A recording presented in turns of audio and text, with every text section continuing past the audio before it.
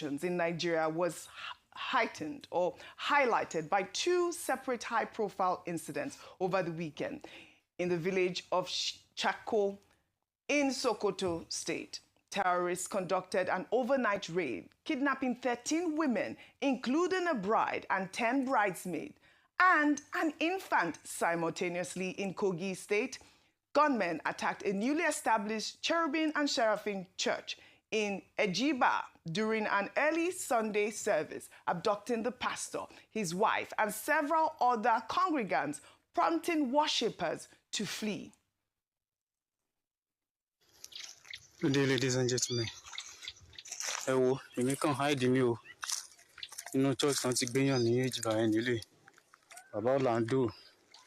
That is about only just head of this church. About enough below. I want you one church. Want to pass speaker on by anything. Without we be talking about Jadini. It's a win. It isn't going to sell it. I've got long by 1 year. Well, both attacks underscore the worsening security crisis in Nigeria. And we're also learning that a truck transporting building materials crushed 4 school children and injured several others in Igalamela, Odolu local government area on Monday in Kogi State. The incident happened around 8:30 a.m. with residents saying that because the school doesn't have a functional school is not a functional school, students have to trek through dangerous roads to access class in neighboring villages.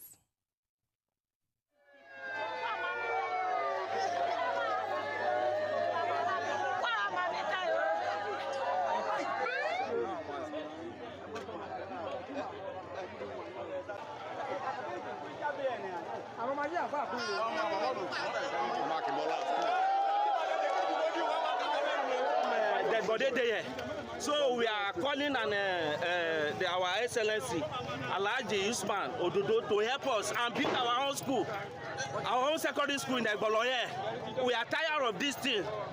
You hear me? We are begging them. People where we are begging them. Come and build our own school. We many for Egboloye. We many. All right, Dr. Abati, we're seeing not just, the banditry, we're seeing insecurity because of lack of infrastructure.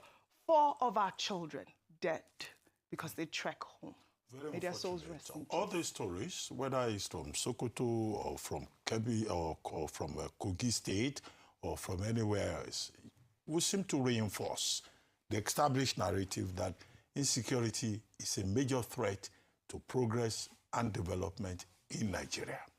And we keep having these episodes, even an escalation, in recent times, attacks here and there, both on Muslims and also Christians, because I keep making the point that we are all victims. Yes. And this was the main point of the editorial in the Financial Times, that all Nigerians are in trouble with regard to security. And it's because, they argue, successive governments have failed in many regards.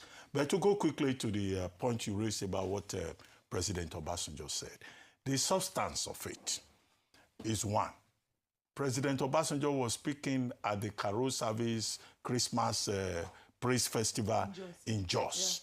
Yeah. And he made a point there that, look, this problem that we have in the country, if government cannot solve the problem, there's nothing wrong in asking for help from the international community. And the logic behind it is that terrorism, banditry, insurgency, these are cross-border global issues, that we're dealing with in this particular regard. Now, the second point was the point he made in the interview about his encounter with Sheikh Gumi. Yes. Now, President Obasanjo was in office 1999 to 2007. He spent 2 terms in office. Now, during that period, the Boko Haram issue had not become such a big problem. And now, with the benefit of hindsight in that interview, he was saying that, look, during his time, he was able to use technology and move very fast to suppress it. Which is what we need now. But over the years, the things got worse. And he was recommending that, look, now you have drones.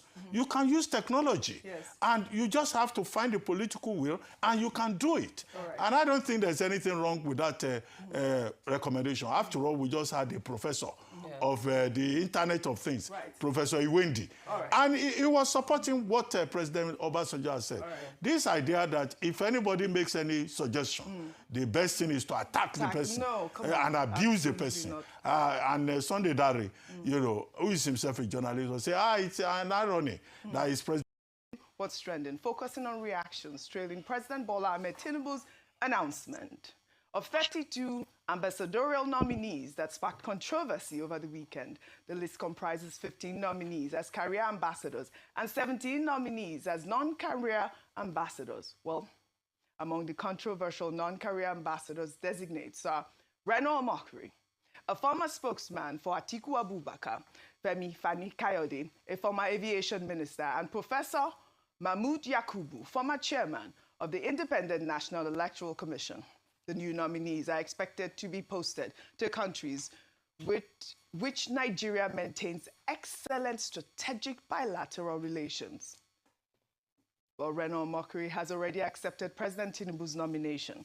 In a post on X, Omokri expressed gratitude to President Tinubu, saying that Tinubu has taught him the virtue of forgiveness. He acknowledged that despite their political differences, Tinubu chose to overlook past criticisms and recognize his capacity to serve Nigeria in a diplomatic role. He described the nomination as a masterclass in leadership, stating that Tinubu's decision demonstrates that politics should not be about permanent enemies, but about national interest. Well, Omokri's acceptance has generated significant controversy and debate, with critics accusing him of hypocrisy and double standards.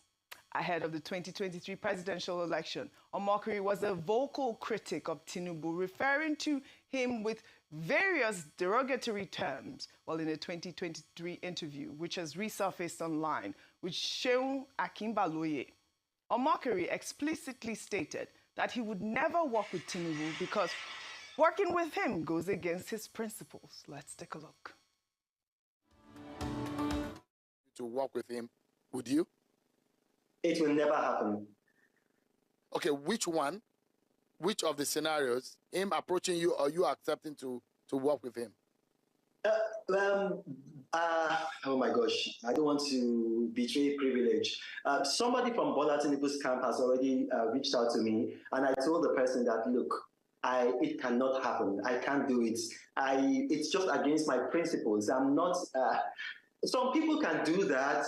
It's not in my DNA. I can't do it. It's never going to happen. It's never going to happen. I wish Bola Tinubu well if he eventually is sworn in and then the courts uphold his victory.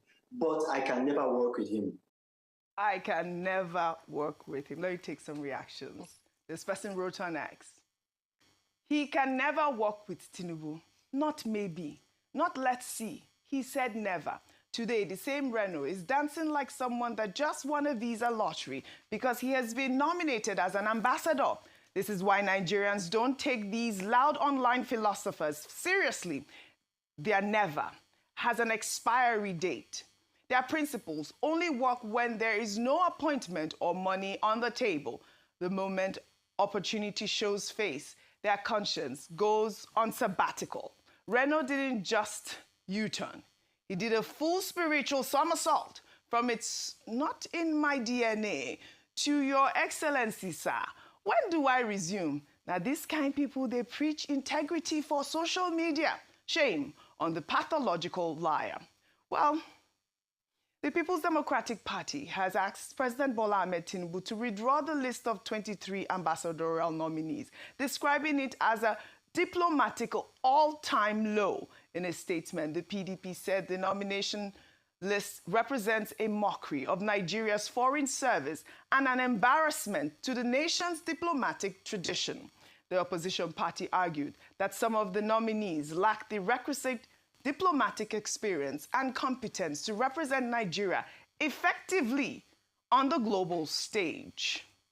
Well, in the same vein, an old video of Femi Fani-Kayode verbally attacking a journalist has resurfaced online, following his nomination as Nigeria's ambassador designate. In the 2020 video, Femi Fani-Kayode is seen calling out a Daily Trust journalist or calling him stupid for asking him a question about who was bankrolling his tour of southern Nigeria. Let's take a look. What type of stupid question is that? Bankrolling who? Do you know who you are talking to? I will not take any questions from this man. What type of insulting question is that? Please don't insult me here. Okay, I don't want to take any questions from this man. Very stupid. I could see from your face before you got here how stupid you are. Don't ever talk to me like that. Who do you think you're talking to? Bankroll who? You have a small mind. Very small mind. Don't judge me by your own standard. Don't ever try that with me again. No, don't, please. You see me well. Don't ever. All right? I have a short fuse. Okay? Don't. Well, the incident, which sparked widespread condemnation at the time, has now gone viral again as Nigerians question whether someone with such temperament is fit to represent the country diplomatically. Critics argue that diplomacy requires restraint, respect, and communication skills, qualities that they say Femi Fani-Kayode clearly lacked in his treatment of this particular journalist. Dr. Abati. Well, very quickly, I mean, while I don't want to focus on the personalities, earlier on this program, I tried to lay the critical areas of concern to identify them by saying, look, we have 109 missions.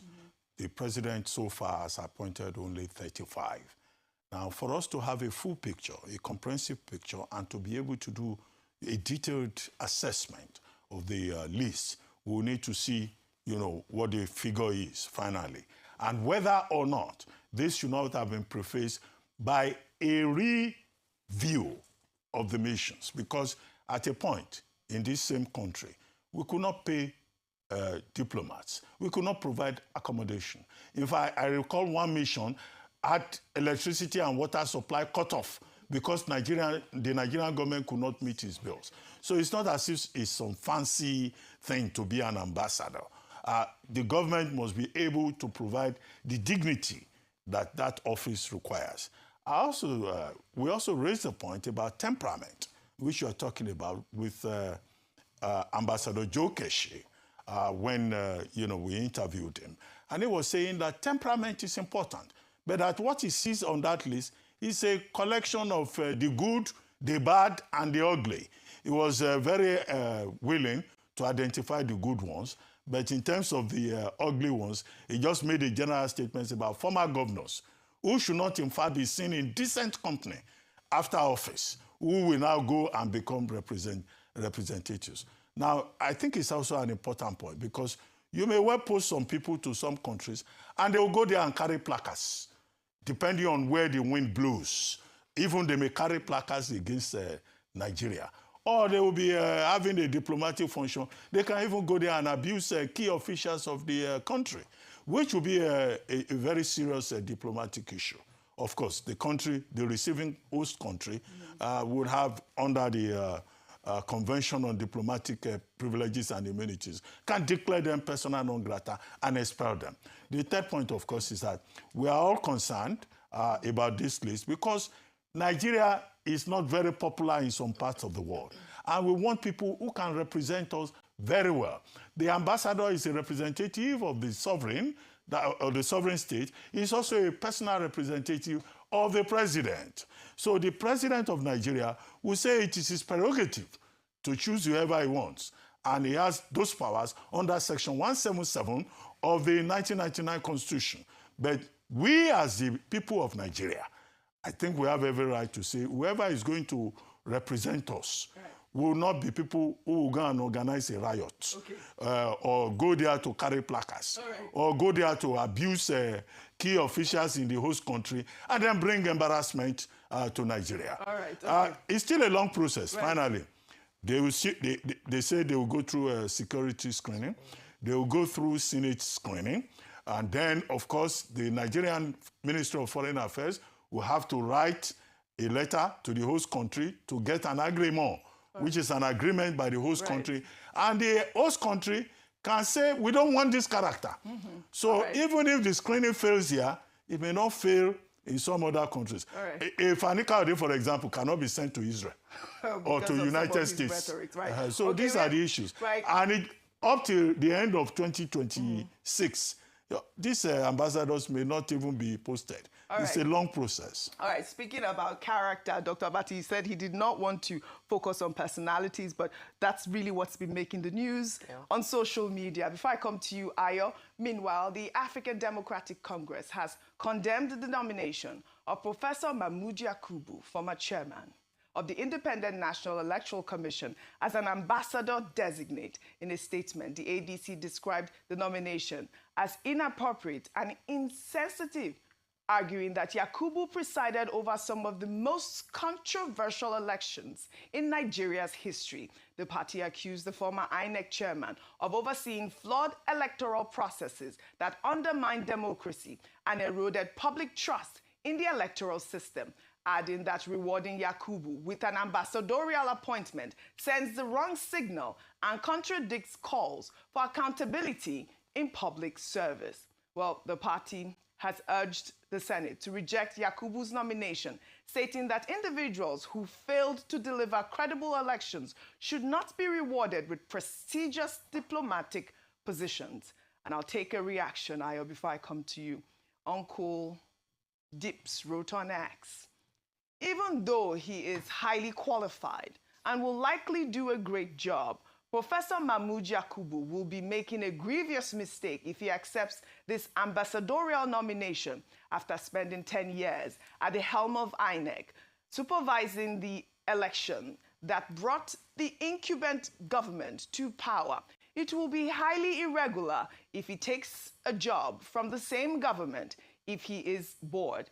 There are many universities that would be honored to have him taking a few classes. I mean, these are some of the, pushbacks from those three personalities that I, mentioned earlier in my statement, because obviously it was controversial. I mean, it became controversial over the weekend with many views. You've seen from the PDP. We also saw from, Delta State, people condemning Renaud Mokri, and now, of course, Professor Mahmoud Yakubu, who, was responsible for bringing in this government to power. Your thoughts? All right. In fact, maybe some people might say that it's that last statement you made that has earned him this nomination, even though it's arguable that he's the one that brought in this current administration through the election. That a number of people argued as to whether or not it was free, fair, and credible, and had one of the highest election petitions before the tribunal during his tenure. And so a number of people criticized that and are saying that perhaps it's too short a time closer to the election and his retirement where he is seen to almost be rewarded for a job well done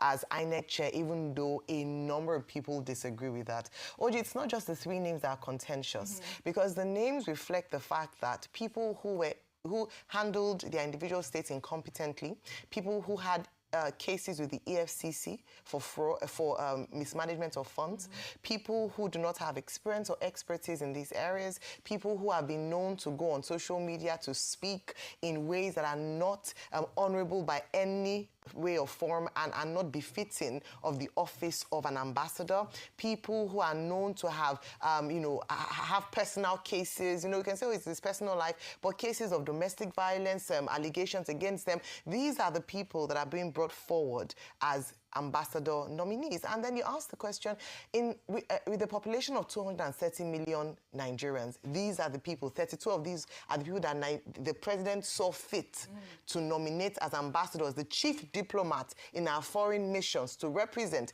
and speak on behalf of the country. You begin to question the thought process of his advisors and the ability of the president to put people into positions. Don't forget that when he was running for election, he had said that one of his key strategies is his teamship and his ability to identify talent and put round pegs in round holes. But this is